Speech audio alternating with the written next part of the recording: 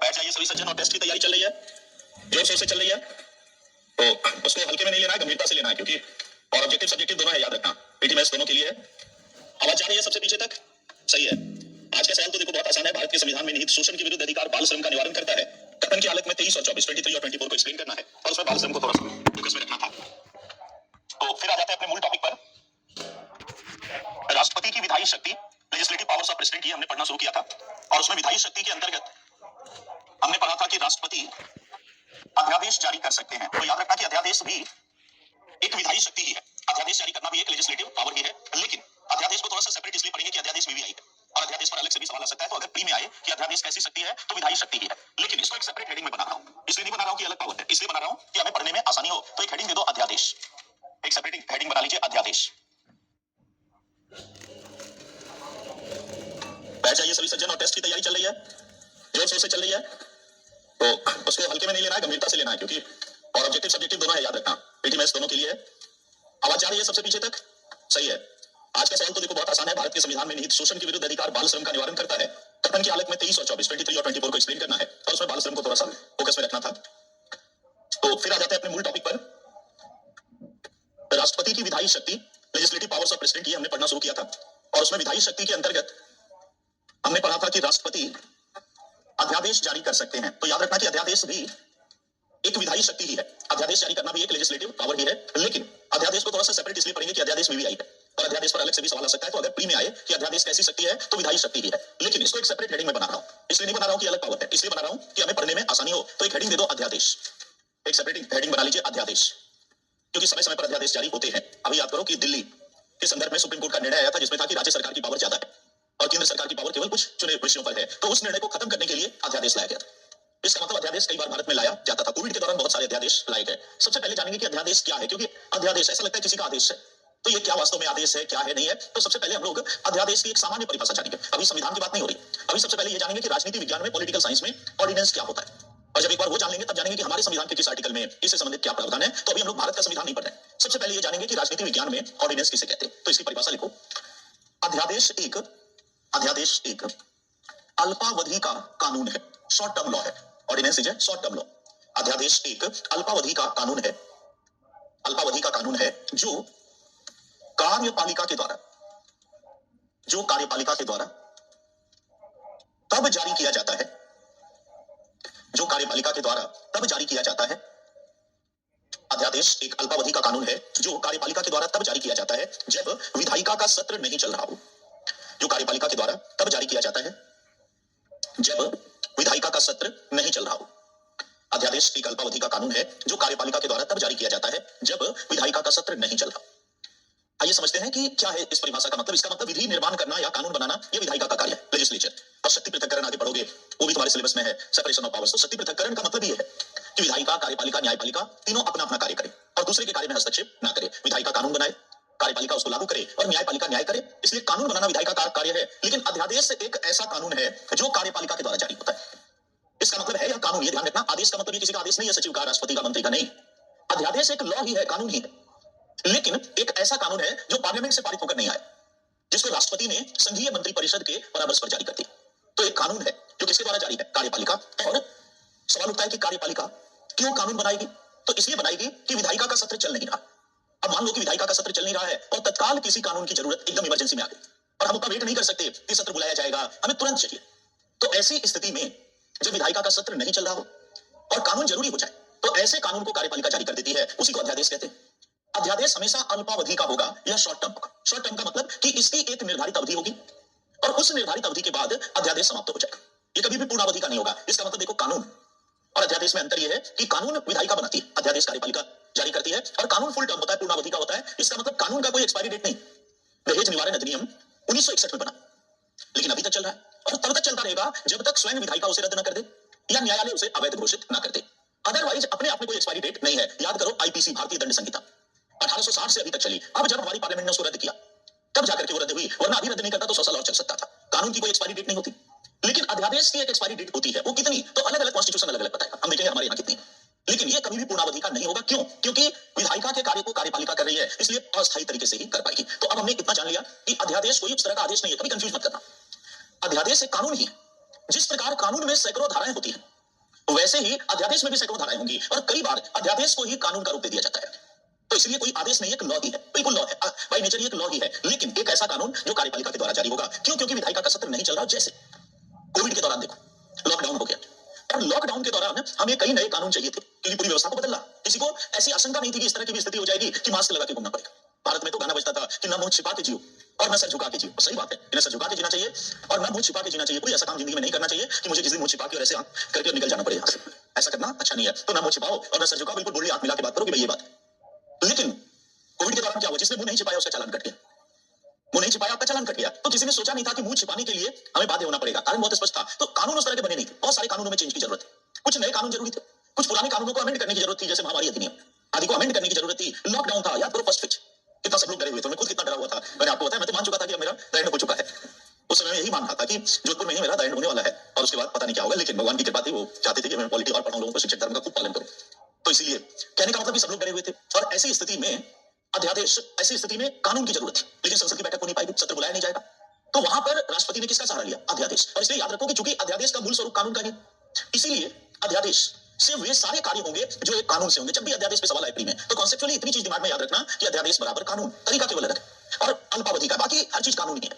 तो ये चीज माइंड में रहेगा, फटाफट आंसर निकलेगा। आप भी करोगे तो अध्यादेश बराबर कानून, ordinance is equal to law. इसका मतलब है कि अध्यादेश से किसी बिल्कुल नए विषय पर भी कुछ दिशा निर्देश जारी किए जा सकते हैं, जैसे लॉ के द्वारा होता है, कि किसी फ्रेश विषय पर भी हो सकता है। इसी प्रकार अध्यादेश के द्वारा किसी पुराने कानून में संशोधन भी किया जा सकता है, ये भी याद रखना। जैसे कानून जो काम करता है, तो हम एक नए लॉ के द्वारा इनकम टैक्स एक्ट को अमेंड कर सकते हैं। अभी चुनाव कानूनों में हमने कई संशोधन किया। आरपीए में, रिप्रेजेंटेशन ऑफ पीपल एक्ट में 2019 में संशोधन हुआ, याद करो, आधार को वोटर आईडी से जोड़ने के संबंध में संशोधन। तो इस तरह के संशोधन कानून से किए जाते हैं, तो वे कार्य अध्यादेश से, तो अध्यादेश से एक नया कानून बन सकता है। किसी एग्जिस्टिंग कानून को संशोधित किया जा सकता है और किसी एग्जिस्टिंग लॉ को समाप्त भी किया जा सकता है। तो एक कानून जितना कार्य, इवन सुप्रीम कोर्ट के आदेश को भी बदला जा सकता है। तो एक लॉ से जितने कार्य होंगे, वे सारे कार्य अध्यादेश से भी किए जाएंगे। लेकिन अध्यादेश से क्या संविधान में संशोधन किया जा सकता है? नहीं। इसलिए नहीं, क्योंकि आगे पढ़ेंगे कि संविधान में संशोधन करने के लिए मुख्यतः विशेष बहुमत चाहिए, 2/3, और अध्यादेश साधारण बहुमत वाली चीजों के लिए। तो साधारण विधि वाली सारी चीजें अध्यादेश से होगी। लेकिन प्री में यदि एक कथन आ जाए कि इससे कानून में संशोधन होगा, सही है, इससे कानून रद्द होगा, सही है, इससे संविधान में संशोधन होगा, ये चीज सही नहीं है। तो अब हमने जान लिया कि अध्यादेश क्या है। इसका मतलब जब कभी ऐसी परिस्थिति आ जाए कि किसी विषय पर कानून बनाना जरूरी है, लेकिन विधायिका का सत्र नहीं चल रहा है, तो ऐसी स्थिति में कार्यपालिका के द्वारा उसे जारी कर दिया जाता है, और उसी को हम अध्यादेश कहते हैं। लेकिन अध्यादेश हमेशा कितने समय के लिए होगा? एक निर्धारित अवधि के लिए। वो अवधि हर कॉन्स्टिट्यूशन में लगे। जैसे कोविड के दौरान हमने देखा बहुत सारे अध्यादेश हुए। अध्यादेश से वे सारे कार्य होंगे जो कार्य कानून से होते हैं। तो ये तो हमने एक जनरल राजनीति विज्ञान में जाना कि व्हाट इज ऑर्डिनेंस। तो ordinance is equal to law. Mind में ये बात रखना, तरीका केवल अलग है। और ऐसा लॉ जो कार्यपालिका जारी करती है, और ऐसा लॉ जो फुल टर्म नहीं है, जो शॉर्ट टर्म।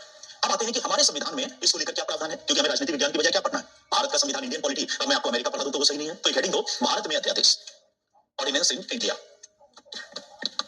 भारत में अध्यादेश, ऑर्डिनेंस इन इंडिया। किस आर्टिकल में अध्यादेश है? 1, 1, 2, 3। सही है, 1, 2, 3, मतलब 123 ऐसा हमें करना है, बट 1, 2, 3 भी सही है। 123 और करेक्ट करना तो 123 सही तकनीकी है। तो ये 123 भी सही नहीं है, क्योंकि 1 का मतलब 1,23,000। समझने वाला कोई भी समझ सकता है कि आपने 123 रुपीज कहा था, मतलब 1,23,000, तो 123, लेकिन बोलचाल में सही 123। आओ जानते हैं कि आर्टिकल 123 क्या कहता है। तो लिखिए, आर्टिकल 123 के अनुसार, 123 के अनुसार, जब संसद का सत्र नहीं चल रहा हो, जब संसद का सत्र नहीं चल रहा हो, जब संसद का सत्र नहीं चल रहा हो और राष्ट्रपति का यह समाधान हो जाए, जब संसद का सत्र न चल रहा हो और राष्ट्रपति का यह समाधान हो जाए, समाधान हो जाए, संसद का सत्र नहीं चल रहा हो और राष्ट्रपति का यह समाधान हो जाए कि किसी विषय पर कार्यवाही करना जरूरी है, कि किसी विषय पर कार्यवाही करना जरूरी है, कि किसी विषय पर कार्यवाही करना जरूरी है, कार्यवाही करना जरूरी है, तो वह अध्यादेश जारी कर सकता है, तो वह अध्यादेश जारी कर सकता है। किसी विषय पर कार्यवाही करना जरूरी है तो वह अध्यादेश जारी कर सकता है, तो वह अध्यादेश जारी कर सकता है, अध्यादेश जारी कर सकता है। आगे लिखो, अध्यादेश, अध्यादेश संसद का सत्र प्रारंभ होने की तिथि से,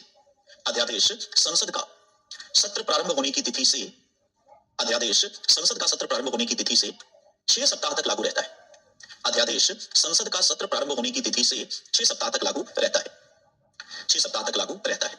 अध्यादेश संसद का सत्र प्रारंभ होने की तिथि से 6 सप्ताह तक लागू रहता है। यदि 6 सप्ताह के भीतर, यदि 6 सप्ताह के भीतर, यदि 6 सप्ताह के भीतर संसद के दोनों सदन यदि 6 सप्ताह के भीतर संसद के दोनों सदन यदि 6 सप्ताह के भीतर संसद के दोनों सदन साधारण बहुमत से यदि 6 सप्ताह के भीतर संसद के दोनों सदन साधारण बहुमत से अध्यादेश का अनुमोदन कर देते हैं अध्यादेश का अनुमोदन कर देते हैं अध्यादेश का अनुमोदन कर देते हैं तो अध्यादेश स्थायी हो जाता है तो अध्यादेश स्थायी हो जाता है तो अध्यादेश स्थायी हो जाता है तो अध्यादेश स्थायी हो जाता है अन्यथा अन्यथा अन्यथा संसद का सत्र प्रारंभ होने की तिथि से अन्यथा संसद का सत्र प्रारंभ होने की तिथि से संसद का सत्र प्रारंभ होने की तिथि से संसद का सत्र प्रारंभ होने की तिथि से 6 सप्ताह पूरा होने पर 6 सप्ताह पूरा होने पर संसद का सत्र प्रारंभ होने की तिथि से 6 सप्ताह पूरा होने पर अध्यादेश समाप्त हो जाता है अध्यादेश समाप्त हो जाता है अध्यादेश समाप्त हो जाता है समाप्त हो जाता है इसमें आगे लिखो राष्ट्रपति सामान्य परिस्थितियों में राष्ट्रपति सामान्य परिस्थितियों में राष्ट्रपति सामान्य परिस्थितियों में संघ सूची और समवर्ती सूची राष्ट्रपति सामान्य परिस्थितियों में संघ सूची और समवर्ती सूची राष्ट्रपति सामान्य परिस्थितियों में संघ सूची और समवर्ती सूची के विषय पर अध्यादेश जारी कर सकता है राष्ट्रपति सामान्य परिस्थितियों में संघ सूची और समवर्ती सूची के विषय पर अध्यादेश जारी कर सकता है संघ सूची और समवर्ती सूची के विषय पर अध्यादेश जारी कर सकता है कब सामान्य परिस्थितियों अब आओ विस्तार से समझते हैं कि अध्यादेश क्या है आर्टिकल 123 कहता है कि यदि संसद का सत्र ना चल रहा हो तो सबसे पहली कंडीशन है कि पार्लियामेंट का सेशन ना चल रहा हो और राष्ट्रपति का समाधान संविधान में कौन सा शब्द है समाधान अंग्रेजी शब्द इसके लिए क्या है सेटिस्फैक्शन तो हमेशा ध्यान रखना कि समाधान का मीनिंग हम किसके संदर्भ में लेंगे सेटिस्फैक्शन संतुष्टि मतलब if the president is satisfied तो समाधान शब्द है समाधान का मतलब कि यदि राष्ट्रपति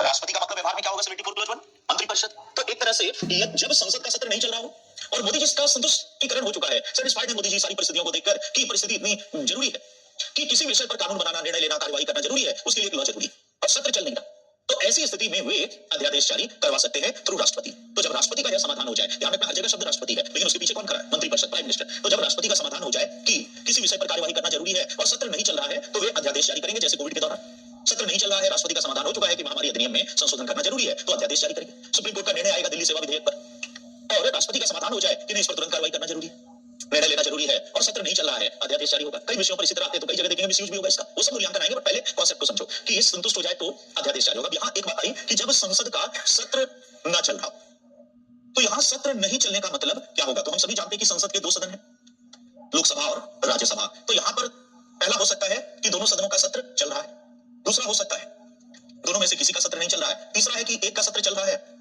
दूसरे का नहीं चल रहा है ये परिस्थिति हो सकती है कि दोनों सदनों का सत्र चल रहा है दोनों का नहीं चल रहा है लोकसभा का चल रहा है राज्यसभा का नहीं चल रहा है और राज्य लोकसभा का नहीं चल रहा है राज्य क्योंकि यहाँ कंफ्यूजन होगा आपको तो बस एक चीज याद रखना कि इस परिस्थिति में केवल अध्यादेश जारी नहीं होगा और बाकी इन सारी परिस्थितियों में अध्यादेश जारी होगा कभी आ जाए कि लोकसभा का सत्र चल रहा है राज्यसभा का नहीं चल रहा है अध्यादेश जारी होगा नहीं तो ये फॉर्मूला याद रखना यह एक ही चीज माइंड में रखना कि जब दोनों सदनों का सत्र चल रहा है तो अध्यादेश जारी होगा जब दोनों सदनों का सत्र चल रहा है तब अध्यादेश जारी नहीं होगा बाकी हर परिस्थिति में अध्यादेश जारी होगा ये याद रखना तो एक लाइन याद रखना क्योंकि एग्जामिनेशन हॉल में बहुत प्रेशर रहता है कभी आ जाएगा लोकसभा का सत्र चल रहा है राज्यसभा का नहीं चल रहा है दूसरा राज्यसभा का सत्र नहीं चल रहा है लोकसभा का चल रहा है दोनों सदनों का चल रहा है जो भी हो किस में अध्यादेश जारी होगा बस एक लिटमस टेस्ट जिसको कहते हैं माइंड में याद रखिएगा कि दोनों सदनों का सत्र चल रहा है तो अध्यादेश जारी नहीं होगा बाकी हर परिस्थिति में होगा इसके पीछे सोच क्या है कि जब दोनों सदनों का सत्र चल रहा है तो इसका विधि बनाना संभव है इसलिए अध्यादेश जारी नहीं होगा एक सदन का सत्र चल रहा है दूसरे का नहीं तो विधि बनाना संभव नहीं है और इसीलिए इन तीनों परिस्थितियों में अध्यादेश जारी होगा केवल कब जारी नहीं होगा जब दोनों ही सदनों तो संसद के सत्र का मतलब है यहाँ दोनों सदनों का सत्र तो अब हमने जान लिया कि जब संसद का सत्र चल रहा हो सॉरी नहीं चल रहा हो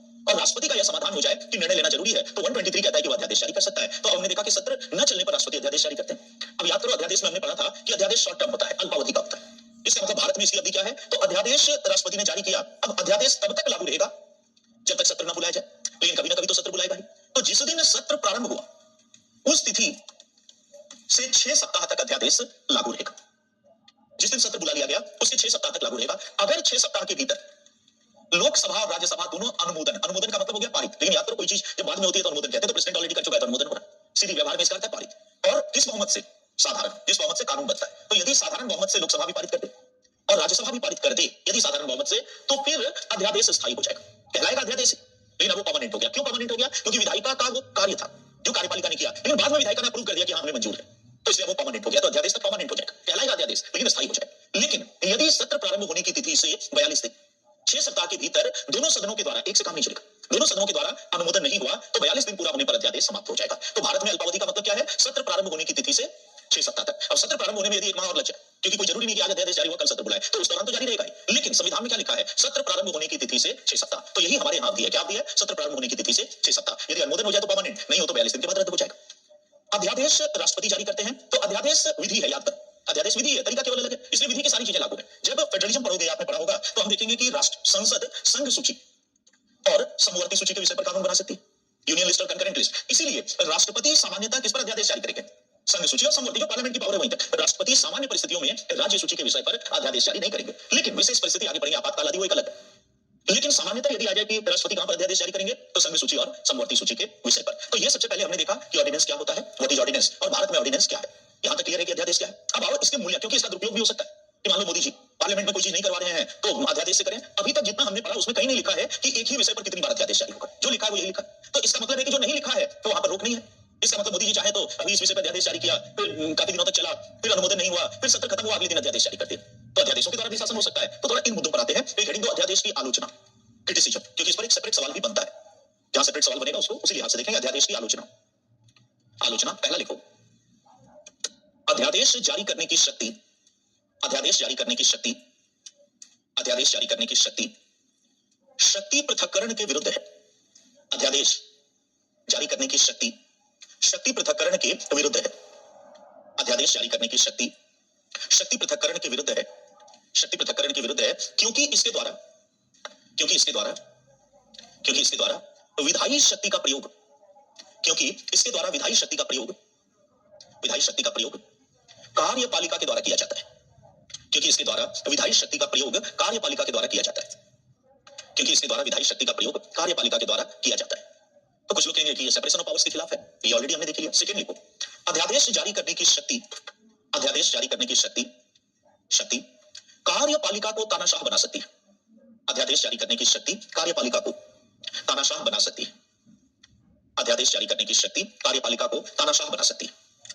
अध्यादेश जारी करने की शक्ति कार्यपालिका को तानाशाह बना सकती है। ये भी इसका है कि मोदी जी चाहे तो अध्यादेशों के द्वारा शासन में कितनी बार जारी होगा, एक ही विषय पे बार-बार होगा, कोई रोक नहीं है। अगर रोक नहीं है तो बार-बार भी हो सकता है तानाशाह। तीसरा लिखो, व्यवहार में राजनीतिक कारणों से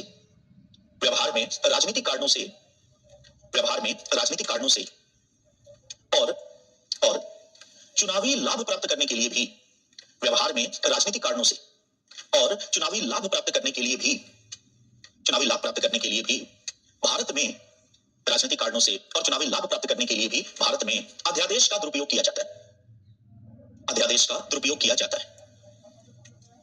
अध्यादेश का दुरुपयोग किया जाता है।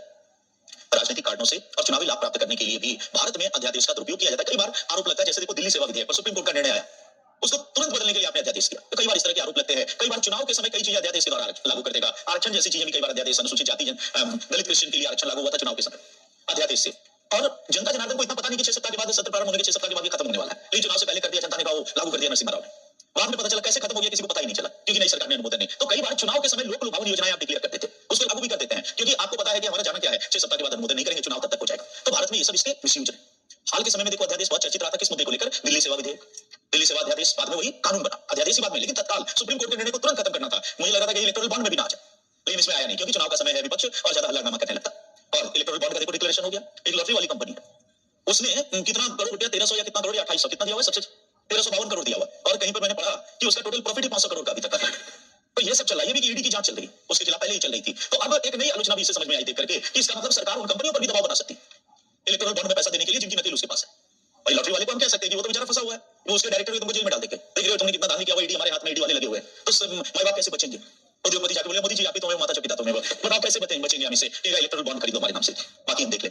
ये कई ऐसे आ रहे हैं देखो कि अब लॉटरी कंपनी पता नहीं इतना चंदा क्यों दे रही।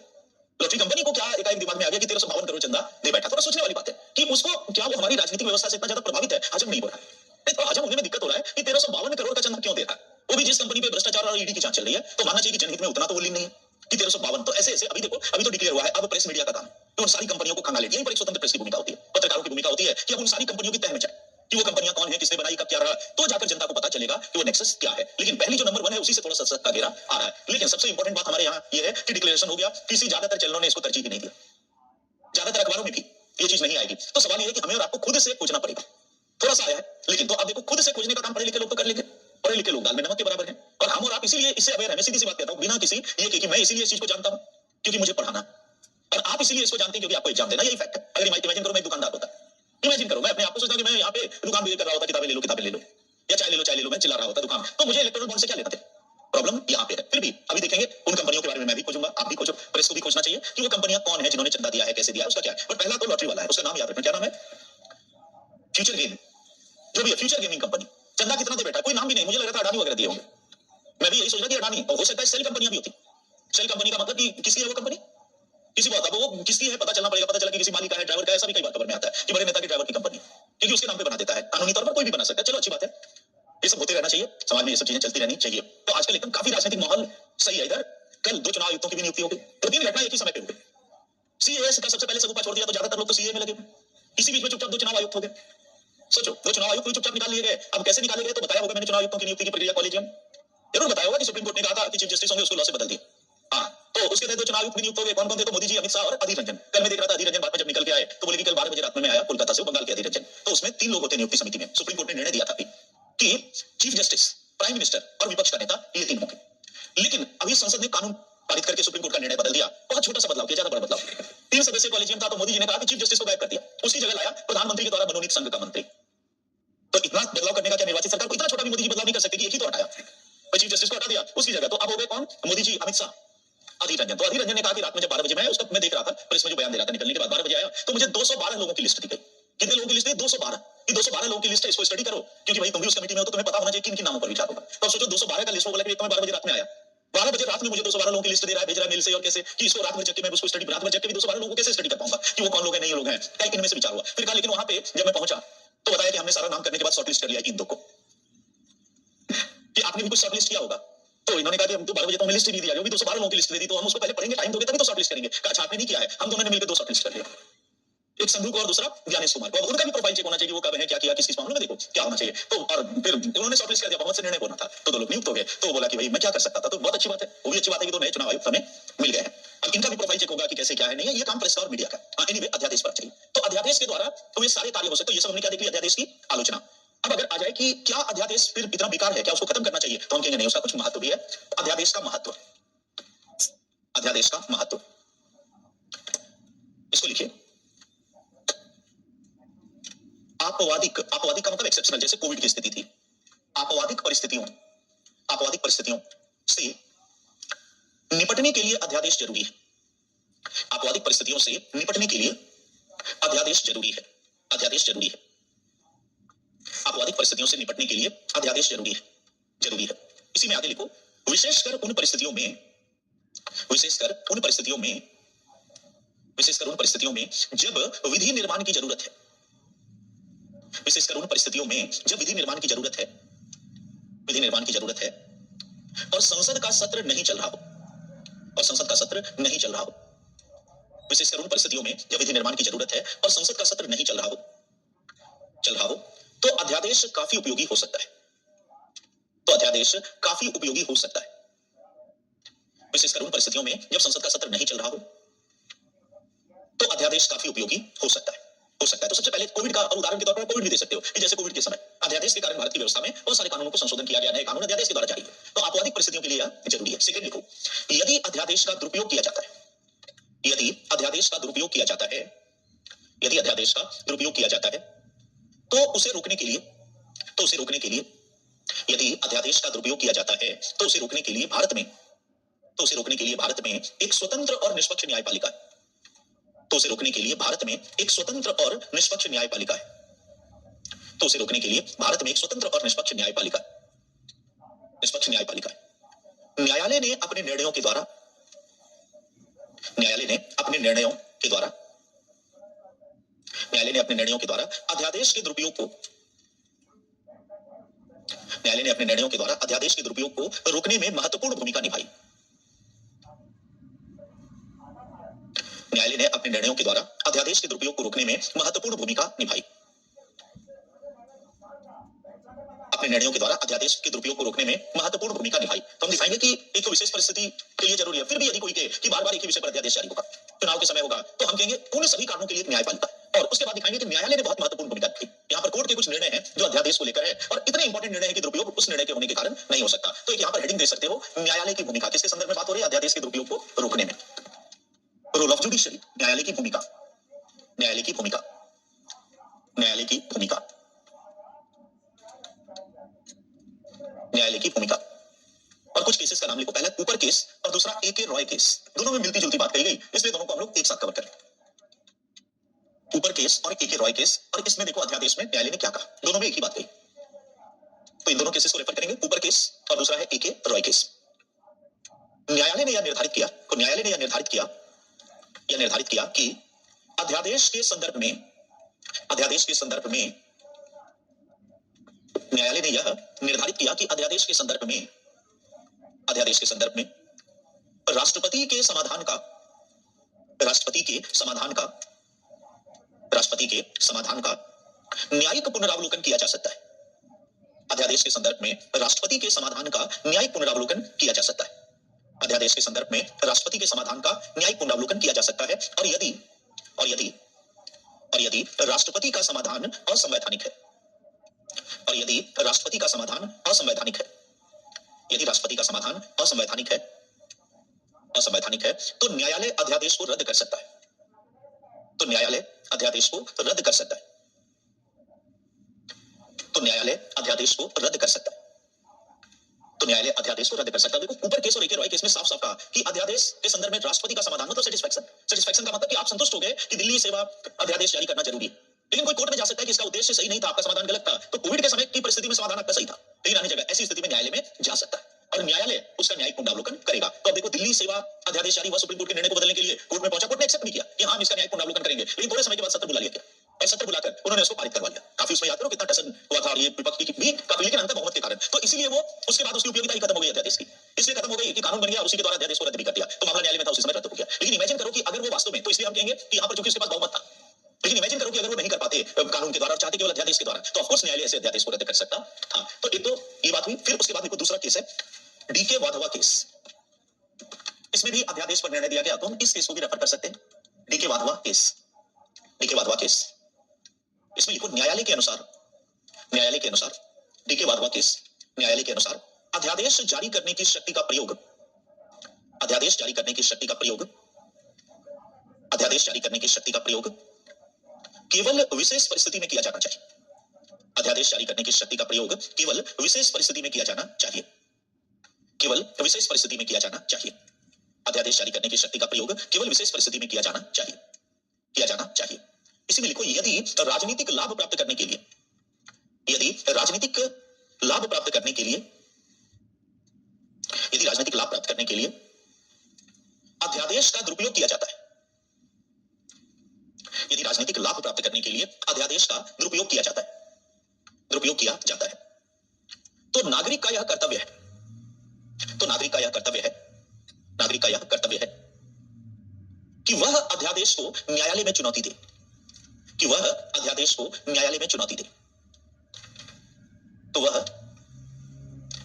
अध्यादेश को न्यायालय में चुनौती दे, न्यायालय में चुनौती दे। तो यहां तो देखो कोर्ट कह रहे कि हमारी ड्यूटी है कि यदि अध्यादेश का दुरुपयोग होता है तो हम उसको कोर्ट के संज्ञान में लाए। तो कुल मिलाकर हम यही दिखाएंगे कि इतने इंपॉर्टेंट निर्णय आ चुके हैं कि व्यवहार में अब भारत में अध्यादेश का दुरुपयोग नहीं हो सकता। इसलिए नहीं हो सकता है कि अगर एक ही विषय पे बार-बार अध्यादेश करेगा, कहीं पर भी कोई गड़बड़ी होगी हम कोर्ट जाएंगे, कोर्ट रद्द करेगा। इसलिए अध्यादेश की शक्ति ठीक है, इसलिए क्योंकि उसको रोकने के लिए जुडिशरी है, उन्होंने महत्वपूर्ण भूमिका निभाई है। तो यहां पर हमने राष्ट्रपति की दूसरी शक्ति पर ली विधायी। आप बताओ, अब देखो डिपेंड करता है कि किस विषय पर, अगर वो मौलिक अधिकार को निलंबित करने वाली विधि है, डिपेंड करता है कि विधि का स्वरूप कैसा है, उसके अकॉर्डिंग हम जाएंगे जैसा वो है। तो अब हमने जान लिया कि विधायी शक्ति क्या है, उसमें अध्यादेश क्या है। तो प्रशासनिक के बाद क्या पढ़ लिया, विधायी। इस पर एक सवाल आया हुआ है, इस सवाल को हल करेंगे अध्यादेश पर, और ये आया है आईएएस मेंस 2015। तो देखो जो डेली सवाल दिए जा रहे हैं वो सवाल तो आप हल करिए, बट इनको जरूर करिए, क्योंकि ये वो वाले सवाल है जो असली वाले सवाल है, वो भी नकली वाले नहीं है, पर सबसे असली वाले हैं, क्योंकि एक्चुअली पूछे गए। और इससे ये भी पता चलेगा कि नेचर ऑफ क्वेश्चन क्या है। तो यहाँ आपको सिंपल क्वेश्चन इसलिए दिया जा रहा है डेली कि आप लिखने की क्षमता विकसित करें, बट एक्चुअली समझ लो कि ऐसे प्रश्न आपको आएंगे।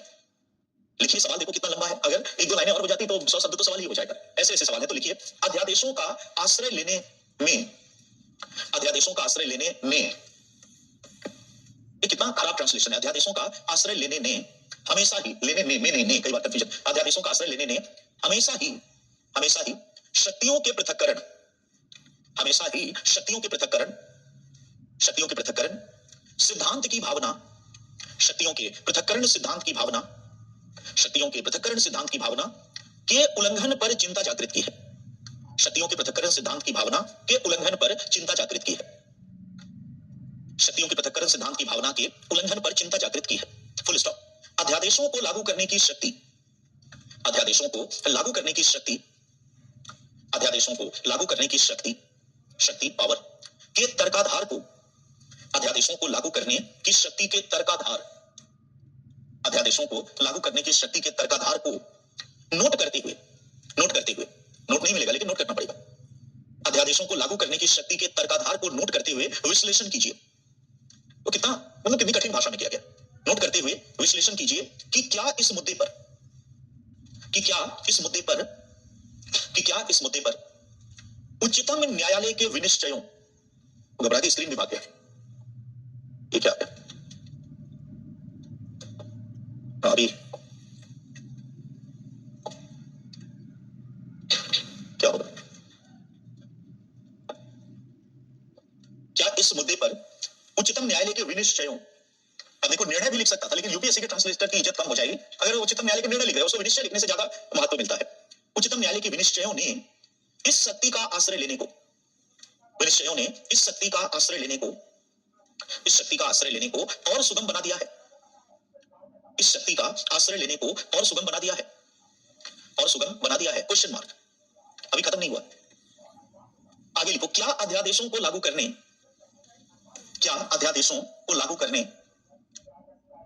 की शक्ति का निरसन कर दिया जाना चाहिए? क्या अध्यादेशों को लागू करने की शक्ति का निरसन कर दिया जाना चाहिए? फिर देखो कठिन शब्द है क्या, निरसन, ये भी दे सकता है कि समाप्त कर देना चाहिए। निरसन मतलब समाप्ति, और उचित तो ये होगा कि ऐसे प्रश्नों या उसकी भाषा के खिलाफ अनशन कर देना चाहिए, सिर्फ इस भाषा के खिलाफ अनशन कर देना चाहिए। बट हमें क्या लिखना है कि क्या अध्यादेशों को लागू करने की शक्ति का निरसन कर दिया जाना चाहिए। अब ये है सवाल। यहां पर एक चीज हमेशा ध्यान रखना कि इतने लंबे सवाल आए तो आपको घबराना नहीं। कई बार जानबूझ कर दिए जाते हैं कि आप पहली दफा घुटने टेक के चलो भाई इसको पढ़ना भी गुनाह है, इसलिए इसको पढ़ो ही मत, हमसे नहीं हो पाए। नहीं, ऐसा नहीं। जो लंबे सवाल हैं कई बार वो आसान होते हैं, ये हमेशा ध्यान रखो, कई बार वो आसान होते हैं क्योंकि कई टुकड़े में बटा हुआ है। अब अगर आप शब्द से एनालिसिस करोगे तो उत्तर नहीं निकल पाए। आप समझो कि इस प्रश्न में क्या क्या पूछ रहा है। तो सबसे पहले अगर इस प्रश्न को मैं पढ़ूं तो कह रहा है अध्यादेशों का आश्रय लेने में हमेशा ही शक्तियों के पृथक्करण की भावना के उल्लंघन पर चिंता जागृत की। अब शब्द को मत जाओ, सीधा देखो क्या कह रहा है कि जब अध्यादेश जारी होता है तो शक्ति पृथक्करण का उल्लंघन होता है। इसका मतलब सबसे पहली चीज जो यहां पर हमें हाईलाइट करनी है कि अध्यादेश शक्ति पृथक्करण के विरुद्ध है। अगर कायदे से देखा जाए तो इस लाइन का मतलब ये है।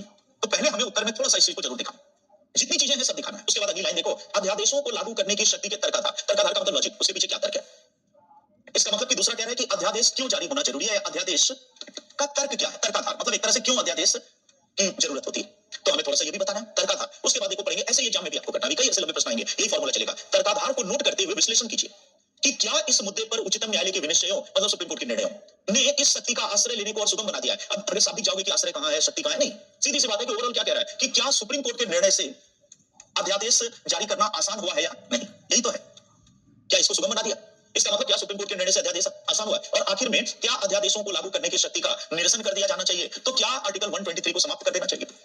इतनी चीजें आपके उत्तर में होनी चाहिए बस। अब क्या आगे है पीछे वो अलग बात है, तरीका क्या है लिखने का तो वो अलग है, लेकिन इतनी चीजें एग्जामिनर खोजेगा, सीधी सी बात है। तो फालतू चीजों में मत पढ़ो, टारगेट वही रखो जो अचीवेबल है। हमेशा ध्यान रखिए कि 50% मार्क्स लाने के बाद प्रॉपर आईएएस मिल जाता है बस। तो जो 80% लाना चाहते हैं वो 30 में जाके अटक जाते हैं, प्रॉब्लम वहीं पे हो जाती है। मतलब हर एग्जाम का एक नेचर होता है। तो आप अगर एक एक शब्द पे एनालिसिस करोगे, फिर वही बात मैंने बताया होगा कि ऐसे में मुझे एक बार कहा गया कि ऐसा ऐसे हो कि पूरा कॉपी ही फोटोकॉपी करवा ले, तो उसमें जो भी जाएगा वो करवाएगा, वो उसका पूरा फोटोकॉपी नहीं, वो लिख ही नहीं पाएगा। तो हमें ये चार चीज होनी चाहिए। इंट्रो को टेंशन नहीं करना, सीधा कहीं से भी शुरू करो कि भाई अनुच्छेद 123 में अध्यादेश जो भी है उसकी परिभाषा कहीं से भी। सबसे पहले अध्यादेश शक्ति के पृथक्करण के विरुद्ध है। इसका मतलब इसमें अध्यादेश की परिभाषा आदि के आधार पर दिखाओ कि अध्यादेश अल्पावधि का कानून है जो कार्यपालिका के द्वारा जारी होता है जब विधायिका का सत्र नहीं चल रहा हो। और तब दिखाओ शक्ति पृथक्करण शब्द भी है, तो थोड़ा इसको भी डिफाइन करो कि शक्ति पृथक्करण का अर्थ है विधायिका, कार्यपालिका और न्यायपालिका अपना अपना कार्य करे और कोई किसी दूसरे के कार्य में हस्तक्षेप न करे, अर्थात विधायिका विधि निर्माण करे, कार्यपालिका विधि को लागू करे और न्यायपालिका न्याय करे। लेकिन अध्यादेश के संदर्भ में हम यह पाते हैं कि कार्यपालिका अर्थात राष्ट्रपति विधायी शक्ति का प्रयोग करता है, इसलिए आरोप लगाया जाता है कि अध्यादेश शक्ति पृथक्करण का उल्लंघन। पहला आयाम कंप्लीट हो गया डेफिनेशन से। अब आ जाओ कि अध्यादेश का तर्क। हम बताएंगे कि यद्यपि अध्यादेश की आलोचनाएं होती नहीं, पूछा तभी थोड़ा सा दिखा कि अध्यादेश के द्वारा राजनीतिक लाभ प्राप्त किया जाता है या फिर तानाशाही आ सकती है, लेकिन फिर भी आपवादिक परिस्थितियों से निपटने के लिए अध्यादेश जरूरी है। थोड़ा सा यहाँ कोविड वगैरह को भी रेफर कर दो कि व्यवहार में कैसे दिखा, तो इसका तर्क क्या है। तो आपवादिक परिस्थिति में वही जो 123 का लैंग्वेज, कि जब सत्र नहीं चल रहा और किसी विषय पर निर्णय लेना जरूरी हो तो अध्यादेश उसमें सहायक हो सकता है। उसके बाद आएंगे कि क्या सुप्रीम कोर्ट के निर्णयों ने इसको आसान बनाया है, तो हम कहेंगे नहीं, सुप्रीम कोर्ट के निर्णय ने आसान नहीं बनाया है बल्कि इसके दुरुपयोग को रोकने की दी है। फिर एक रॉय डीसी वाला सारा निर्णय लिखो और लास्ट में हम दिखाएंगे कि वर्तमान में इसीलिए अध्यादेश की शक्ति को जरूरी माना जाएगा। और अगर इसका दुरुपयोग होता है तो एक स्वतंत्र और निष्पक्ष न्यायपालिका है जो दुरुपयोग को रोकेगी। तो इतनी चीजें उत्तर में होनी चाहिए। अब यहीं पर आपकी भाषा कैसी है, दूसरे की भाषा, तो इसलिए यूपीएससी में सबका फॉर्मेट एक हो ही नहीं सकता उत्तर का। लोग सोचते हैं कि सब एक ही चीज लिखेंगे, फिर भी देखो एक्सप्रेशन में अंतर हो जाएगा। इसलिए हो जाएगा क्योंकि क्वेश्चन ये है ही नहीं कि अध्यादेश क्या है, अध्यादेश का वर्णन करो। अगर ये क्वेश्चन होता कि अध्यादेश का वर्णन कीजिए तब आप कहते कि सब एक ही चीज लिखेंगे, तो कहीं ना कहीं चेंज होगा, वही मैटर जरूर रहेगा क्योंकि मैटर आप बदल नहीं। तो इतनी चीजें आपके उत्तर में होनी चाहिए, इसको आपको लिख करके प्रैक्टिस करना है, हो जाएगा। यहाँ पे केवल हामी नहीं भरनी, घर पे जाके लिखना भी है इसको। जितना लिखोगे उतना ज्यादा ये आएगा। ये इसलिए आपको करवाया जा रहा है कि थोड़ा लिखने की आदत है। तो अब हमने देख लिया विधायी शक्ति। अब आ जाओ अगली शक्ति, विधायी को यहीं पे छोड़ते हैं, वीटो की शक्ति। इसी को इंग्लिश में वीटो पावर भी कहते हैं और इसी के लिए निषेधाधिकार शब्द भी आता है। तो हिंदी में भी वीटो शब्द चलता है, इंग्लिश में तो है ही, और हिंदी में इसको निषेधाधिकार भी लिखते हैं, वीटो पावर। सब पे लागू है। जितनी चीजें अभी हम पढ़ेंगे वो सब किसकी, अध्यादेश किसकी पावर है व्यवहार में, मोदी जी की पावर। अब आते हैं वीटो की शक्ति या वीटो पावर। सबसे पहले जानेंगे कि वीटो होता क्या है। और वीटो का मतलब मैं समझता हूं आपको पता ही है कि जब कोई विधेयक या प्रस्ताव राष्ट्रपति के पास आए और राष्ट्रपति उसको सहमति ना दे तो हम मानेंगे कि राष्ट्रपति ने वीटो कर दिया। वीटो का मतलब एक तरह से रिजेक्ट करना, और हम सभी जानते हैं कि बिना राष्ट्रपति के हस्ताक्षर से कोई चीज लागू उसके बिना नहीं हो सकती। तो वीटो का मतलब वो हस्ताक्षर ना करे, उसको हम वीटो कहते हैं। वीटो मुख्यतः एक अंतरराष्ट्रीय संस्था की विशेषता है। इस संस्था में वीटो होता है यूनाइटेड नेशंस में, बट यहाँ हम वो वाला वीटो नहीं पढ़ेंगे। यहाँ हम कौन सा वीटो पढ़ेंगे, राष्ट्रपति का वीटो। तो राष्ट्रपति का वीटो, वीटो का मतलब है कि सहमति ना देना। तो इसकी परिभाषा लिखो, जब राष्ट्रपति किसी विषय पर, जब राष्ट्रपति किसी विषय पर सहमति प्रदान ना करे, जब राष्ट्रपति किसी विषय पर सहमति प्रदान ना करे और उसकी सहमति के अभाव में, और उसकी सहमति के अभाव में वह लागू ना हो पाए, उसकी सहमति के अभाव में वह लागू ना हो पाए, उसकी सहमति के अभाव में वह लागू ना हो पाए, और उसकी सहमति के अभाव में वह लागू ना हो पाए, तो इसे वीटो कहते हैं। तो इसे वीटो कहते हैं। और उसकी सहमति के अभाव में वह लागू ना हो पाए तो इसे वीटो कहते हैं। सहमति के अभाव में वह लागू ना हो पाए तो इसे वीटो कहते हैं। इसका मतलब कि जब सहमति देने से मना करे तो वीटो है। अब यहाँ पर हमें समझना है कि उसकी वीटो की शक्तियां, जैसे पॉकेट वीटो, जीबी वीटो, कई वीटो है। तो अब अगर मैं सीधे आपको राष्ट्रपति पढ़ा दूं डायरेक्ट आके कि ये वीटो है, तो आपको पहले से पता ही नहीं है कि पॉकेट वीटो क्या है। तो आपको ये पता नहीं चलेगा कि पॉकेट वीटो भारत के राष्ट्रपति का क्या है। तो इसलिए सबसे पहले क्या जानना पड़ेगा कि पॉकेट वीटो होता क्या है, निरपेक्ष वीटो होता क्या है। ये नहीं बताया जाए, सीधे बताया जाए कि आर्टिकल 74 में और आर्टिकल 111 में अमुक वीटो है, तो आप पॉकेट में हाथ डाल के निकल जाएंगे या पॉकेट में हाथ डाल के बैठे रहेंगे, हमें तो समझ में नहीं। तो इसलिए देखो हम अपने संविधान को पढ़ेंगे, पर उससे पहले थोड़ा सा राजनीति विज्ञान के बैकग्राउंड में जाना। और राजनीति विज्ञान का शिक्षक होने से फायदा होता है कि आप उस कॉन्सेप्ट के पहले रूट को जानते हैं, तब अपने संविधान पे अप्लाई करते हैं, तो आपको चीज आसानी से समझ में आ जाती है। तो अभी हम लोग अपने संविधान की बात नहीं कर रहे, अभी हम लोग विश्व में वीटो की बात कर रहे हैं। तो एक हेडिंग दे दो, विश्व में वीटो या विश्व के संविधानों में वीटो या राजनीति विज्ञान में जो भी XYZ, विश्व में वीटो, वर्ल्ड वाइड वीटो किस प्रकार होता है। विश्व में वीटो, वीटो नहीं वीटो, क्योंकि पिछली कक्षा में कुछ लोगों ने पीटो लिख दिया और बाहर जाके पीट दिया। उन्होंने कहा क्यों पीट रहे हो, सर ने बोला था पीटो, विश्व में जो मिले उसको पीटो। तो बाद में मैंने कहा कि मैंने वीटो बोला था, उनको थोड़ा सा कान की प्रॉब्लम थी, तो सब लोगों ने सर मैंने पीटो नहीं बोला, वीटो बोला, किसी को मत पीटो, वीटो। तो अब हम लोग जानेंगे विश्व में वीटो के प्रकार, एक चार्ट के द्वारा समझेंगे। अभी भारत की बात नहीं, अभी वर्ल्ड की बात हो रही है। तो पहला कॉलम बनाओ वीटो, दूसरा कॉलम बनाइए उसका अर्थ या परिभाषा, और तीसरा कॉलम बनाइए उदाहरण, एग्जाम्पल, कि वह किस देश में है। और इसके माध्यम से हम लोग प्रमुख वीटो को जानेंगे। पहला कॉलम वीटो, दूसरा उसका अर्थ या परिभाषा, और तीसरा कॉलम बनाओ एग्जाम्पल। तो जब हम दुनिया में वीटो की बात करते हैं तो विश्व में वीटो के 4 प्रकार हैं। पहला निरपेक्ष वीटो, और इसी के लिए हिंदी में दूसरा शब्द आता है आत्यंतिक वीटो। इंग्लिश वर्ड जरूर याद रखना, एब्सोल्यूट वीटो। पहला है निरपेक्ष वीटो या आत्यंतिक वीटो, इंग्लिश में कहते हैं एब्सोल्यूट वीटो। दूसरा है विशेषित वीटो, विशेषित वीटो या क्वालिफाइड वीटो, क्वालिफाइड वीटो। तीसरा है निलंबनकारी वीटो या सस्पेंसिव वीटो, और चौथा है जेबी वीटो या पॉकेट वीटो। वीटो के विश्व में 4 प्रमुख प्रकार हैं। पहला निरपेक्ष वीटो या आत्यंतिक वीटो, इंग्लिश में कहते हैं एब्सोल्यूट वीटो। दूसरा है विशेषित वीटो या क्वालिफाइड वीटो। एब्सोल्यूट, ABSOLUT, ये मेरा स्टाइल है, बट ABSOLUT अभी तो मैं बहुत अच्छा लिखने लगा। देखो एक टाइम था कि मुझे अपना लिखा हुआ पढ़ने में भी दिक्कत होती थी। तो ABSOLUT फिर से मिटा दो या क्लियर हो गया? हो गया, चलो अच्छी बात है। तो इतना आपको तैयार रहना चाहिए, तभी बहुत अच्छा है। अभी तो बहुत साफ साफ दिख रहा है, ये वीटो है, ध्यान रखना। ये जो लिखा हुआ ये वीटो है, इसको कोई और लिखना।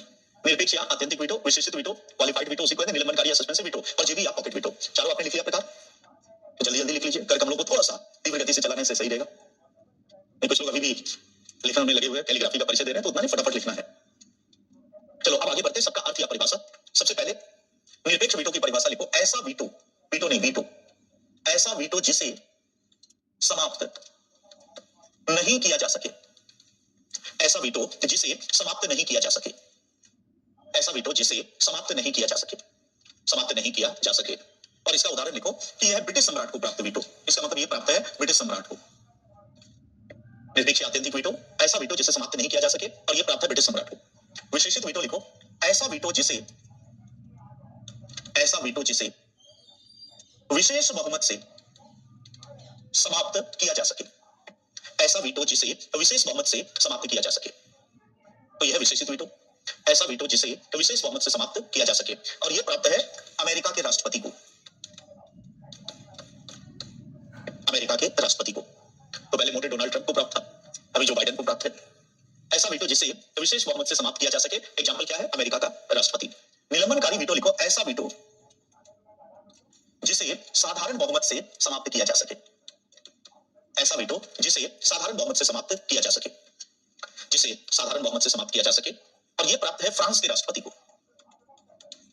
यह वीटो प्राप्त है फ्रांस के राष्ट्रपति को, फ्रांस का राष्ट्रपति। ऐसा वीटो जिसे साधारण बहुमत से समाप्त किया जा सके, और यह वीटो प्राप्त है फ्रांस के राष्ट्रपति को। और जीबी वीटो की परिभाषा लिखो, जब राष्ट्रपति किसी विषय पर निर्णय लेने में विलंब करके, देरी करके, जब राष्ट्रपति किसी विषय पर निर्णय लेने में विलंब करके, देरी करके, निर्णय लेने में विलंब करके उसे व्यवहार में लागू होने से रोक देता है, उसे व्यवहार में लागू होने से रोक देता है, व्यवहार में लागू होने से रोक देता है, तो ऐसे वीटो को जेबी वीटो कहते हैं। यहां पर विलंब शब्द इंपॉर्टेंट है, तो ऐसे वीटो को जेबी वीटो कहते हैं, व्यवहार में लागू होने से रोक देता है, तो ऐसे वीटो को जेबी वीटो कहते हैं। और ये भी किसे प्राप्त है, अमेरिका के राष्ट्रपति। अब ये प्री के लिए भी आपको याद रखना है, कई बार मैच करने के लिए भी आएगा, कोई जरूरी नहीं है कि हमारे आएगा, हमारे से लिंक हो रहा है तभी आएगा। ऐसे सवाल भी आपको यूपीएससी में मिलेंगे, ये वाला आया भी हुआ है, वीटो के प्रकार। तो अब हमने जान लिया विश्व में वीटो के प्रकार क्या है। तो 4 मुख्य प्रकार है। सबसे पहले निरपेक्ष आत्यंतिक वीटो, एब्सोल्यूट वीटो। ये सबसे बड़ा वीटो है, सबसे खतरनाक वीटो है। वीटो का मतलब क्या है, नो करना। और ये एक ऐसा वीटो है जिसका कोई इलाज नहीं। अगर वीटो हो गया तो प्रस्ताव डेड हो जाएगा, वो प्रस्ताव नष्ट हो जाएगा और प्रस्ताव अस्तित्व में नहीं रहेगा। इसका मतलब कह सकते हैं कि एक ऐसा कोबरा है, सांप है, नागराज है, जिसके कांटे का, जहर का कोई इलाज नहीं, अगर काट लिया तो डेड होना तय। इस लेवल का है, मतलब एक ऐसा वीटो जिसे समाप्त नहीं किया जा सके, और ये प्राप्त है ब्रिटिश सम्राट को। इसका मतलब यदि ब्रिटिश संसद से कोई विधेयक पारित होकर आया और ब्रिटिश सम्राट ने उस पर लिख दिया रिजेक्टेड, अस्वीकृत, इसका मतलब ब्रिटिश सम्राट ने क्या कर दिया, वीटो कर दिया। उसने रिजेक्टेड या अस्वीकृत लिख दिया, वीटो कर दिया। और अगर उसने वीटो कर दिया तो विधेयक डेड हो गया, विधेयक खत्म हो गया। तो सबसे खतरनाक वीटो है। लेकिन आप कह सकते हैं कि ब्रिटिश सम्राट तो रबर की मोहर है, जब आगे पढ़ोगे ब्रिटिश कॉन्स्टिट्यूशन तो रबर स्टाम्प है, फिर इतनी बड़ी पावर, तो हम कहेंगे ब्रिटिश सम्राट का स्वविवेक नहीं है, इसका प्रयोग हमेशा मंत्री परिषद के परामर्श पर ही होगा। तो एक्चुअली ये चार्ल्स की पावर नहीं, ये महर्षि सुनक की पावर। लेकिन ब्रिटेन में भी वही भारत वाला सिस्टम है, तो नाम किसका लिया जाएगा, सम्राट। तो सम्राट तो रबर की मोहर है, क्योंकि सम्राट स्वविवेक से नहीं करेंगे, लेकिन फिर भी नाम किसका है, सम्राट। तो निरपेक्ष आत्यंतिक वीटो, ऐसा वीटो जिसे समाप्त नहीं किया जा सके, ये निरपेक्ष है। वीटो हो गया तो प्रस्ताव डेड हो जाए। विशेषित वीटो, ये इससे थोड़ा सा कम दर्जे का, ऐसा वीटो जिसे विशेष बहुमत से समाप्त किया जा सके, और यह प्राप्त है अमेरिका के राष्ट्रपति को। इसका मतलब अमेरिका में विधायिका का नाम संसद नहीं, क्या नाम है अमेरिका में विधायिका का, कांग्रेस। हमारे यहाँ कांग्रेस एक पार्टी कब तक रहेगी इसकी कोई गारंटी नहीं है, बट हाँ अभी इस चुनाव में तो है, मुझे लग रहा है इस चुनाव में तो रह जाएगी। 29 वाले चुनाव में रहेगी कि नहीं उसका कोई गारंटी नहीं है। कारण बहुत स्पष्ट है, नेतृत्व अत्यधिक योग्य हाथों में, ऐसे युवाओं के हाथ में नेतृत्व है जिसके पास बहु भी नहीं है, बहुमत भी नहीं है, होगा भी नहीं। कहने का मतलब कि अमेरिका की कांग्रेस ने कोई विधेयक पारित कर दिया, दोनों सदनों से पारित हो गया, अब आ गया राष्ट्रपति के पास, राष्ट्रपति ने लिख दिया रिजेक्टेड। तो अगर सम्राट ब्रिटेन में लिखेंगे रिजेक्टेड तो विधेयक डेड हो जाएगा। लेकिन अमेरिका में विधेयक डेड नहीं होगा, खत्म नहीं होगा, बल्कि विधेयक अब कांग्रेस के पास वापस लौटेगा। और यदि कांग्रेस के दोनों सदनों ने विशेष बहुमत से, 2/3 बहुमत से पुनः विधेयक को पारित कर दिया, तो अगली बार राष्ट्रपति सहमति देने के लिए बाध्य है। तो राष्ट्रपति ने वीटो किया, लेकिन वीटो को विशेष बहुमत से समाप्त कर दिया गया, तो थोड़ा सा इससे नीचे की डिग्री का। निलंबनकारी वीटो, ऐसा वीटो जिसे साधारण बहुमत से समाप्त किया जा सके, उससे भी नीचे की डिग्री का है, फ्रांस के राष्ट्रपति को। फ्रांस की संसद ने विधेयक पारित किया, राष्ट्रपति के पास पहुंचा, लिख दिया रिजेक्टेड, वीटो, अस्वीकृत। यहां पर निरपेक्ष वीटो नहीं है, डेड नहीं होगा, विधेयक फिर संसद के पास वापस जाएगा। और यदि संसद ने केवल साधारण बहुमत से, या विशेष भी नहीं चाहिए, केवल साधारण बहुमत से विधेयक को पारित कर दिया, तो अगली बार राष्ट्रपति हस्ताक्षर करने के लिए, सहमति देने के लिए बाध्य है। तो ऐसा वीटो जिसे साधारण बहुमत से खत्म करें। और जेबी वीटो, इसमें इंपॉर्टेंट वर्ड है डिले, विलंब। ये व्यवहार में अमेरिका में प्रयोग में आता है कि कोई विधेयक पारित होकर आया और राष्ट्रपति उस पर निर्णय लेने में विलंब करे, देरी करे, और जब तक वो डिले करेगा तब तक वो लागू नहीं होगा। कई बार लंबे समय तक डिले हो जाता है। तो जब किसी विधेयक पर निर्णय लेने में विलंब किया जाए, जिसके कारण व्यवहार में लागू ना हो, तो हम कहेंगे जेबी वीटो का प्रयोग हो रहा है, पॉकेट वीटो। यहां ध्यान रखना, जेबी या वीटो, पॉकेट शब्द केवल प्रतीकात्मक शब्द है, जैसे पॉकेट में डाल के हम निश्चिंत हो जाते हैं, तो ये प्रतीकात्मक है कि प्रेसिडेंट अपने पॉकेट में डाल के और बैठा हुआ है, निश्चिंत है, देर हो रही है। तो जब विलंब के कारण लागू होने से रोका जाए तो यह है जेबी वीटो। तो अब हमने सबसे पहले क्या जान लिया कि विश्व में वीटो के कितने प्रकार, निरपेक्ष वीटो जिसे समाप्त न किया जा सके, विशेषित वीटो जिसे विशेष बहुमत से समाप्त किया जाए, निलंबनकारी जिसे साधारण बहुमत से किया जाए, और जेबी वीटो विलंब करके जब लागू होने से रोका जाए। तो आपने 4 प्रकार के वीटो आपने समझ लिए। बट याद करो, ये हमें नहीं पढ़ना। तो आप कहेंगे आपने पढ़ाया क्यों? इसलिए पढ़ाया कि भारत का राष्ट्रपति तुम्हें समझ में आ पाए। ये नहीं पढ़ाता सीधे आ जाता कि जेबी वीटो करते हैं 74+1 के तहत, तो आप भी जेब में हाथ डाल के निकल जाते हैं, समझ में नहीं है। अब आपको समझ में आएगा जब आपने ये पढ़ लिया। तो अब हेडिंग दे दो, भारत के राष्ट्रपति को प्राप्त वीटो। अब आते हैं हमारे कॉन्स्टिट्यूशन में क्या है। भारत के राष्ट्रपति को प्राप्त वीटो, भारत के राष्ट्रपति को प्राप्त वीटो, वीटो, भारत के राष्ट्रपति को प्राप्त वीटो। पहले कुछ फैक्ट लिखो। भारत के राष्ट्रपति को 3 प्रकार का वीटो प्राप्त है। भारत के राष्ट्रपति को 3 प्रकार का वीटो प्राप्त है। भारत के राष्ट्रपति को 3 प्रकार का वीटो प्राप्त है। भारत के राष्ट्रपति को 3 प्रकार का वीटो प्राप्त है। 3 टाइप्स ऑफ वीटो। इसका मतलब 4 वीटो होते हैं, उसमें 3 हमारे प्रेसिडेंट को है। तो ये भी सवाल आ सकता है कि हमारे राष्ट्रपति को 3 प्रकार के कौन कौन से। तो पहला लिखिए निरपेक्ष वीटो, फिर निलंबनकारी और जेबी, मतलब विशेषित छोड़ के बाकी सारा। भारत के राष्ट्रपति को 3 प्रकार का वीटो प्राप्त है, निरपेक्ष वीटो, निलंबनकारी वीटो और जेबी वीटो। भारत के राष्ट्रपति को 3 प्रकार का वीटो है, निरपेक्ष वीटो, निलंबनकारी वीटो और जेबी वीटो, पॉकेट वीटो। तो हमने जान लिया 3 वीटो हमारे प्रेसिडेंट को है। अब आते हैं कि किस आर्टिकल से या कहां पे इसका उल्लेख है। फैक्ट के लेवल पर हमने क्या जाना कि हमारे प्रेसिडेंट को 3 प्रकार का वीटो है, निरपेक्ष, निलंबनकारी और जेबी। अब आते हैं कि हमारे संविधान में इससे संबंधित प्रावधान कहां है। तो सबसे पहले कुछ लाइनें लिखो। भारत के संविधान में वीटो शब्द का प्रयोग नहीं किया गया है। तो ध्यान रखना, कहीं भी वीटो शब्द हमारे कॉन्स्टिट्यूशन में नहीं। भारत के संविधान में वीटो शब्द का प्रयोग नहीं किया गया। तो वीटो एज ए वर्ड कहीं नहीं। भारत के संविधान में वीटो शब्द का प्रयोग नहीं किया गया है। लेकिन राष्ट्रपति की वीटो शक्ति का स्रोत, लेकिन राष्ट्रपति की वीटो शक्ति का स्रोत, वीटो शक्ति का स्रोत आर्टिकल 111 को माना जाता है। लेकिन राष्ट्रपति की वीटो शक्ति का स्रोत आर्टिकल 111 को माना जाता है। लेकिन राष्ट्रपति की वीटो शक्ति का स्रोत आर्टिकल 111 को माना जाता है। वीटो शक्ति का स्रोत आर्टिकल 111 को माना जाता है। तो वीटो वर्ड नहीं है, लेकिन अगर आईटी सोर्स किस आर्टिकल में है 111, इसका मतलब वीटो को समझने के लिए किस आर्टिकल को समझना होगा 111। तो पहले लिखो कि 111 है क्या, इसको लिखिए। अनुच्छेद 111 के अनुसार, अनुच्छेद 111 के अनुसार जब कोई विधेयक, जब कोई विधेयक, जब कोई विधेयक संसद से पारित होकर, जब कोई विधेयक संसद से पारित होकर, संसद से पारित होकर राष्ट्रपति के पास आता है, जब कोई विधेयक संसद से पारित होकर राष्ट्रपति के पास आता है, जब कोई विधेयक संसद से पारित होकर राष्ट्रपति के पास आता है, तो राष्ट्रपति उसे, तो राष्ट्रपति उसे सहमति दे सकता है, तो राष्ट्रपति उसे सहमति दे सकता है, सहमति दे सकता है, कौमा सहमति रोक सकता है, सहमति दे सकता है, कौमा सहमति रोक सकता है, या पुनर्विचार के लिए, या पुनर्विचार के लिए, या पुनर्विचार के लिए संसद को लौटा सकता है, या पुनर्विचार के लिए संसद को लौटा सकता है, या पुनर्विचार के लिए संसद को लौटा सकता है। यदि पुनर्विचार के पश्चात, यदि पुनर्विचार के पश्चात, यदि पुनर्विचार के पश्चात संसद, यदि पुनर्विचार के पश्चात संसद साधारण बहुमत से, यदि पुनर्विचार के पश्चात संसद साधारण बहुमत से, यदि पुनर्विचार के पश्चात संसद साधारण बहुमत से विधेयक को दोबारा पारित कर देती है, यदि पुनर्विचार के पश्चात संसद साधारण बहुमत से विधेयक को दोबारा पारित कर देती है, विधेयक को दोबारा पारित कर देती है, तो राष्ट्रपति विधेयक पर, तो राष्ट्रपति विधेयक पर, तो राष्ट्रपति विधेयक पर अनुमति देने के लिए, सहमति देने के लिए बाध्य है, तो राष्ट्रपति विधेयक पर सहमति देने के लिए बाध्य है, तो राष्ट्रपति विधेयक पर सहमति देने के लिए बाध्य है। आओ विस्तार से समझते हैं कि 111 क्या है। अगर हमें डायग्राम के द्वारा आर्टिकल 111 को दिखाना हो तो 111 कहता है कि जब कोई विधेयक संसद से पारित हो गया और संसद से पारित होकर राष्ट्रपति के पास आए, तो राष्ट्रपति चाहे तो उसे यस कर दे, सहमति दे सकता है, चाहे तो उसे नो कर दे, सहमति रोक सकता है, और चाहे तो उसे पुनर्विचार के लिए संसद को लौटा सकता है, चाहे तो उसे पुनर्विचार के लिए संसद को लौटा सकता है। ये 3 चीजें। और आगे कहता है कि संसद यदि पुनः साधारण बहुमत से पारित कर दे तो उसके बाद राष्ट्रपति उसे सहमति देने के लिए बाध्य है। चार्ट के द्वारा यही ठीक से समझो कि 111 कहता है कि संसद से पारित हुआ विधेयक राष्ट्रपति के पास आया, चाहे तो सहमति दे दे, यस कर दे, चाहे तो नो कर दे, और चाहे तो पुनर्विचार के लिए संसद को लौटा दे, और यदि दोबारा संसद उसको साधारण बहुमत से पारित कर दे तो राष्ट्रपति सहमति देने के लिए बाध्य है। अब आते हैं एक एक करके परिस्थिति पर कि मान लीजिए संसद से पारित हुआ, राष्ट्रपति के पास आया, राष्ट्रपति ने यस कह दिया, तो फिर माना जाएगा कि वीटो नहीं हुआ, इसलिए क्योंकि राष्ट्रपति ने यस कर दिया तो वीटो नहीं हुआ। लेकिन यदि राष्ट्रपति नो कर दे तो इसका भारत में भी मतलब यह होगा कि अब वह विधेयक रद्द हो गया। जैसे ब्रिटेन में रद्द होता है वैसे भारत में भी विधेयक रद्द होगा।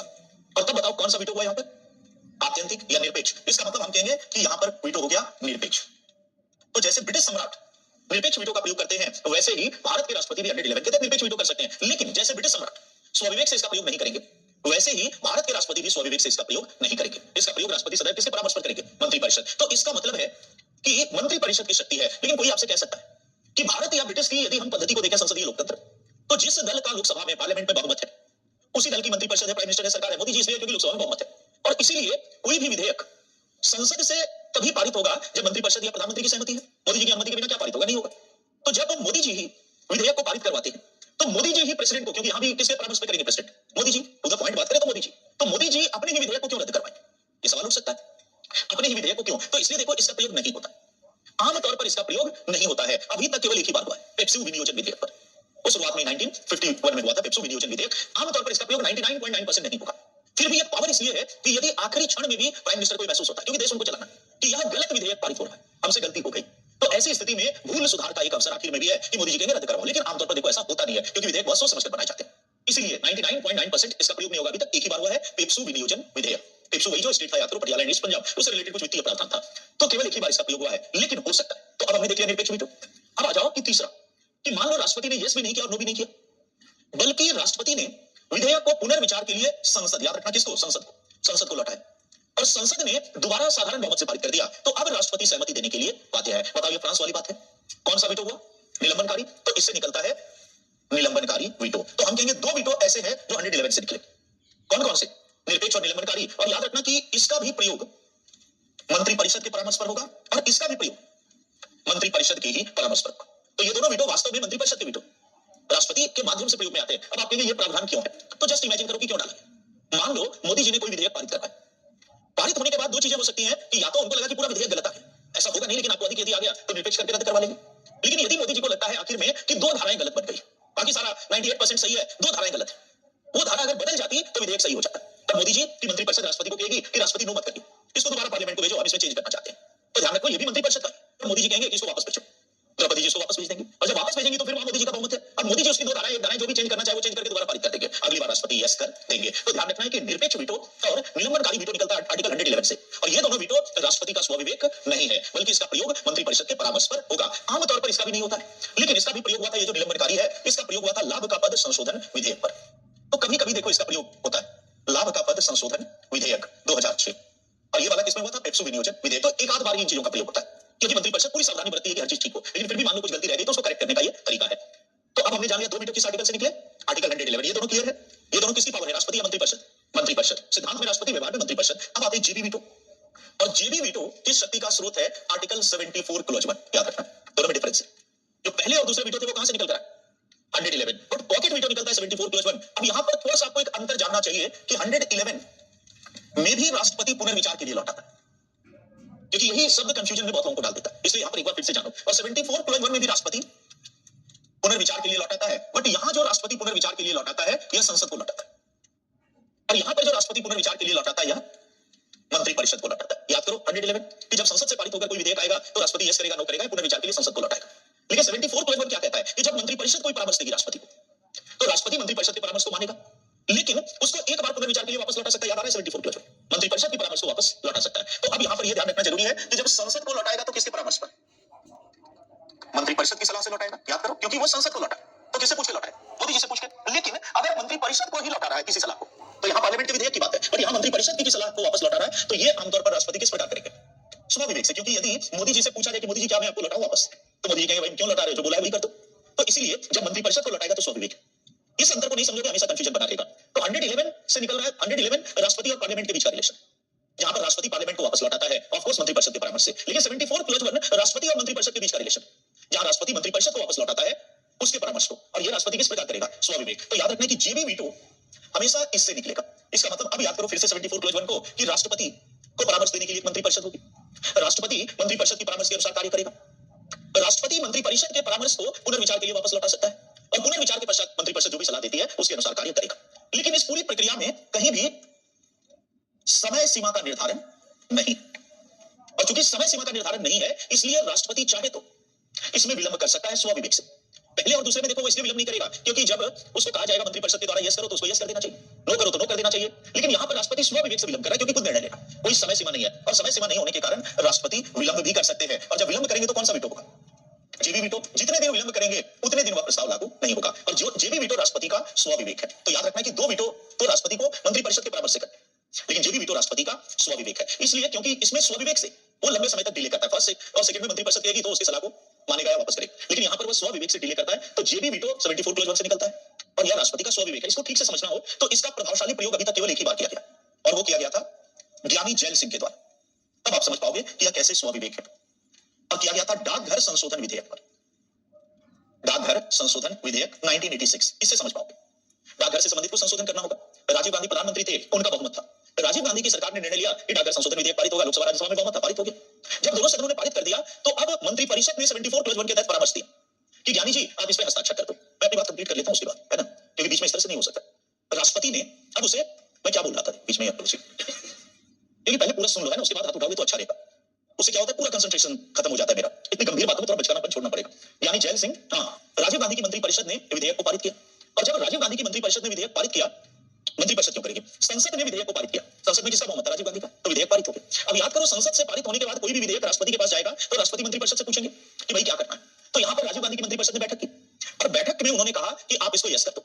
तो 74 क्लॉज 1 के तहत यस का परामर्श दिया गया, लेकिन 74 क्लॉज 1 के तहत राष्ट्रपति यस नहीं कर सकते, पुनर्विचार के लिए भी लौटा सकते हैं। समय सीमा का निर्धारण नहीं है। जब समय सीमा का निर्धारण नहीं है तो यहाँ ज्ञानी जैल सिंह ने विलंब करना शुरू किया। उसके अब उस समय के कारण थे कि राजीव गांधी और ज्ञानी जैल सिंह के संबंध अच्छे नहीं थे, तो एक तरह से वो बताना चाहते थे कि प्रधानमंत्री मैं भी कुछ हूं। अब क्यों संबंध अच्छे नहीं थे, वो सब इमरजेंसी और सब कई उसके मुद्दे हैं, बट इतना समझो कि प्राइम मिनिस्टर और प्रेसिडेंट में आमतौर पर संबंध अच्छे होते हैं। पर वो एक आतंकवादी की स्थिति थी, कुछ ऐसे कारण थे, वो खुद ही उम्मीदवार थे ज्ञानी जी प्राइम मिनिस्टर के, बीच में आकर बन गए राजीव गांधी, इंदिरा गांधी कहते हैं, दोनों में संबंध ठीक नहीं थे। तो ज्ञानी जी बताना चाहते थे कि तुम्हारी औकात क्या। बस ज्ञानी जी ने क्या किया कि जब पारित हो गया, मंत्रिपरिषद ने परामर्श दिया, तो अब वो विलंब करने लगे। उन्होंने कोई निर्णय नहीं लिया। दोबारा मंत्रिपरिषद ने बैठक करके रिमाइंडर भेजा कि राष्ट्रपति आपको एक विधेयक भेजा था, आप इस पर प्लीज यस करो। यस नहीं करना चाहते तो हमें पुनर्विचार के लिए भेजो, तब हम तुम्हें बताएंगे कि क्या करना है। क्योंकि एक बार पुनर्विचार के लिए आ गया तो उनके हाथ से तीर निकल गया फिर वो। लेकिन राष्ट्रपति के कार्यालय से जवाब आया कि 74 क्लॉज 1 में कोई समय सीमा का निर्धारण नहीं है। और अभी मैं सोच रहा हूं कि इस पर यस करूं या आपको पुनर्विचार के लिए लौटाऊं, मुझे सोचने दो, डिस्टर्ब मत करो। सोचने लगे, पूरा 86 का साल सोचा, 1987 में सोचा, 88 में सोचा, 89 में भी सोच रहे थे, 89 में आकर लोकसभा भंग हो गई, चुनाव हो गए। उसके बाद आपको पता है कि वीपी सिंह की सरकार बन गई। एक तरह से व्यवहार में राष्ट्रपति ने, ज्ञानी जैल सिंह ने डाकघर संशोधन विधेयक को किल कर दिया। यह जेबी वीटो का एकमात्र मुख्य प्रयोग था भारत में। तो याद करो ये कैसा था, स्व विवेक। इसका मतलब कि थोड़ा सा इन दो की तकनीकी जटिलता को समझो। 111 में भी पुनर्विचार करेगा, बट 111 में किसको लौटाता है वापस, संसद को। राष्ट्रपति संसद को भी लौटाएगा तो इसी के आधार पर लौटाएगा, ये भी समझो। तो ऐसा उसको स्टडी करोगे, सोचोगे, हम लोग डेप्थ से डेप्थ में जाए कि संसद को भी लौटाएगा तो किससे पूछकर लौटाएगा, मंत्रिपरिषद। इसलिए जब भी जेबी वीटो होगा तो किसके तहत होगा, 74 क्लॉज 1 के तहत ही होगा। अब मान लो कि राजीव गांधी कहते हैं कि इसको पुनर्विचार के लिए लौटा, तो 74 क्लॉज 1 के तहत कहते हैं कि 111 का प्रयोग करो। इसको समझो कि ज्ञानी जी को ये कहा जाता कि 74 क्लॉज 1 के तहत राजीव गांधी कहते कि राष्ट्रपति तुम 111 का प्रयोग करो, और राष्ट्रपति 74 क्लॉज 1 में ही उलझा रहता और कहता कि मैं सोच रहा हूं कि मैं 111 का प्रयोग करूं या ना करूं। आप कह रहे हो 111 का प्रयोग करो, बट मैं सोच रहा हूं कि 111 का प्रयोग करना यहाँ उचित होगा या नहीं, तो मुझे सोचने दो। तो इसलिए जब भी जेबी वीटो होगा तो किस आर्टिकल के तहत होगा, 74 क्लॉज 1। इसका मतलब 111 का प्रयोग भी इसके तहत होगा। ये ऐसी चीजें जो थोड़ा विचार करेंगे तभी ये बात दिमाग में जाएगी, क्योंकि इससे ज्यादा इसको क्लियर करना पॉसिबल। बट इसको फिर से समझो कि 111 के तहत संसद को लौटा रहा है, तो 111 संसद और राष्ट्रपति के बीच का संबंध, जिसके तहत राष्ट्रपति पार्लियामेंट को लौटा रहा है। लेकिन राष्ट्रपति प्रत्येक कार्य 74 क्लॉज 1 के तहत ही करेगा। तो 111 का प्रयोग भी राष्ट्रपति किसके तहत करेगा, 74 क्लॉज 1 का। तो जब भी पॉकेट वीटो होगा तो किसके तहत होगा, 74 क्लॉज 1। या तो राष्ट्रपति 74 क्लॉज 1 को मान के 111 का प्रयोग कर दे, तो इस तरह हम देखते हैं कि 74 क्लॉज 1 के तहत पॉकेट वीटो का प्रयोग होता है, और पॉकेट वीटो राष्ट्रपति का स्व विवेक है। तो अब हमने जान लिया कि भारत के राष्ट्रपति को 3 वीटो है। निरपेक्ष वीटो और निलंबनकारी वीटो के आर्टिकल से निकल रहे हैं 111, और राष्ट्रपति इसका प्रयोग किसके आधार पर करेगा, मंत्रिपरिषद के परामर्श से। लेकिन 74 क्लॉज 1 हर जगह 111 में भी है, उससे बाहर भी है, कहीं भी है। 74 क्लॉज 1 के तहत वो मंत्रिपरिषद के परामर्श को पुनर्विचार के लिए उससे पूछकर लौटाएगा, वो स्व विवेक है। तो ये राष्ट्रपति की वीटो की शक्ति। क्लियर हो रही है वीटो। अच्छा ऐसे ही चलो कोई बात नहीं, और हम लोग का योगा हो रहा था तो मुझे ही कंफ्यूजन हो गया होगा, कई बार ऐसा लगता है बाद में, क्योंकि तो क्या फैन ऑफ करवाना है, उससे पहले मैं एक घोषणा करूंगा तब फैन ऑफ करवाऊंगा। तो ये आपने समझ लिया। अच्छा अब देखो, थोड़ी सी एक दो पहले परिचय है, उसके बाद एक बात करनी है। तब आरोपी को 24 घंटे के भीतर आर्टिकल 22 की बात हो रही है। बिल्कुल उसमें जो हमने लिखवाया वो सही लिखवाया कि यात्रा का समय उसमें शामिल नहीं होगा। याद करो, एम लक्ष्मीकांत में हिंदी और इंग्लिश वर्जन में लैंग्वेज की कंफ्यूजन, अंग्रेजी वर्जन पढ़ोगे तो वही है जो मैंने बोला, क्योंकि संविधान में वही है। हिंदी वर्जन में 2 पैराग्राफ में अलग अलग है, ये उस किताब की प्रॉब्लम है। तो आपको क्या मानना है कि यात्रा का समय उसमें शामिल नहीं होगा, वही सही है। यदि उपराष्ट्रपति चीफ जस्टिस कार्यवाहक राष्ट्रपति बनेंगे तो क्या उन पर भी महाभियोग लगाया जाएगा? देखो संविधान इस पर मौन है, लेकिन मौन इसलिए है कि उन्होंने माना ऐसा होगा नहीं। लेकिन तर्क से यदि बात करें तो यदि कार्यवाहक राष्ट्रपति के पास सारी शक्तियां वही हैं तो इसको दायित्व भी वही है, तो लगाया जा सकता है। लेकिन भारत का संविधान मौन है। हाँ मैं ये कह रहा हूं कि सोमवार को जो आपका टेस्ट है उसकी जोर शोर से आप तैयारी करिए। उस तैयारी को अंजाम देने के लिए कल का दिन छुट्टी नहीं है, कल छुट्टी नहीं है, आपको तैयारी के लिए अवकाश दिया गया। संविधान में हर चीज को तकनीकी आधार पर कहा जाता है। तो उसकी तैयारी के लिए अवकाश दिया गया है। तो वो घूमने की छुट्टी नहीं है, परसों रविवार भी है, सोमवार को टेस्ट है तो टेस्ट जरूर देना। तो अब हम लोग कब मिलेंगे? मंगलवार को। अभी भी कुछ अर्जेंट मुझे ऐसी नीड है कि तुरंत जाना पड़ेगा, तो पंखा मैं कल कम करवा दूं, ठीक है? तो मैं मंगलवार को मिल रहा हूँ